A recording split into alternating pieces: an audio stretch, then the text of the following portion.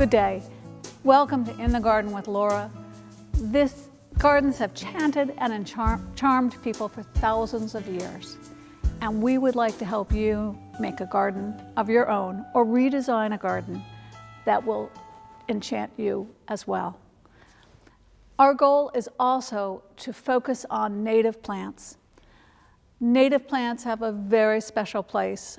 These are plants that are indigenous to this area, that have been here before the 1590s. And they are plants that support our wildlife, our butterflies, our bees, our native bees, and our deer, of course, too, but we'll discuss them later. But birds, they are essential for the beauty that surrounds us. So we're really going to try to help you create a garden and to learn how to do it with native plants. This is just such a fascinating area, and I'm surrounded here by some native plants from that have been donated for the show by a local nursery, Wakefield Valley Nurseries. This is now please excuse my pronunciation on this name. It's a dwarf Phothophilia, and we've got a wild columbine here. This is not native. It's just a nice little standard plant, European plant that's candy tough. And then we have, this is Stairway to Heaven, which has a lovely little blue flower and is also native. Getting back to creating a garden, we're going to do a number of shows walking you through on all the steps you need to create your own special place that will be suited to your needs, to what you want in your yard. And I would suggest that you start by getting a cup of coffee or a cup of tea or iced tea and just walking out in your yard and looking at what you've got. Look at the buildings, look at the trees and the fences and the slopes. I mean, do you have high hills? When you stick a shovel in your ground, does it just stop in an inch? That means you probably have pretty heavy soil. We'll be talking about that with a master gardener, Terry Hengard, in our next show. So you need to know what's around you, to know what's possible. You're not gonna, if you have hard, dry soil, you're not gonna be able to plant bog plants that require a lot of water. And if you have a really wet, soggy soil all the time, then you're gonna wanna look for plants that like that kind of soil, like turtlehead. White turtlehead, which is the native Maryland butterfly, survives on. So you've got a lot of choices, but you do have some limitations, and that's what we're gonna try to help you navigate to get what you want while dealing with the limitations that you'll face here and there. One thing about native plants that's so fantastic is that when you pick the right plant for the right place, they'll require very little or no watering, no pesticides. They'll be hardier than exotic, i.e. plants that aren't from this region. And they'll just give you incredible beauty.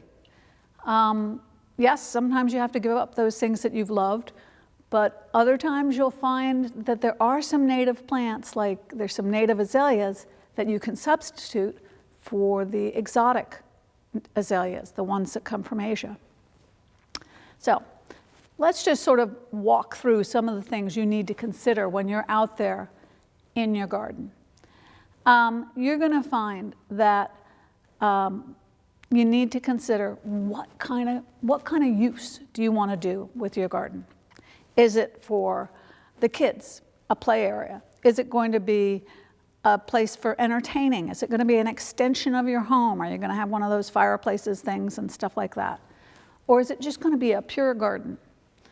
If you're going to have a lot of what they call as hardscaping, like fireplaces and big patios and stuff like that, you got to recognize those cost a lot of money. So you've got to budget that in. You've got to think of how much you are willing to spend on this project and what is the most important thing you want to get out of it. If you want to get flowers out of it, you don't want to do hardscaping and then have no money left for the flowers when you're finished. So you've got to sort of plan ahead. Another thing you want to think about is what are the elements and how will they affect your garden? If you've got sun, is it morning sun? Morning sun is different from afternoon sun, which is hotter. If you want to have plants that really love a lot of sun, they need 6 hours or more, just like vegetables. So if you've got a wooded lot, don't plan on growing things like candy tuft or other plants that like a lot of sun. If you want something that likes a lot of sun, don't put it in something that requires shade, which is only 4 hours a day and can be dappled or morning, not hot afternoon sun. So if you've got a rhododendron, don't put it where it's going to get 6 hours of sun, or it's going to be a very miserable little rhododendron. I just did that to myself last year, and I planted a tree to now cover the rhododendron. So save yourself work. Listen to what the plant needs. That being said, wind is another issue to consider.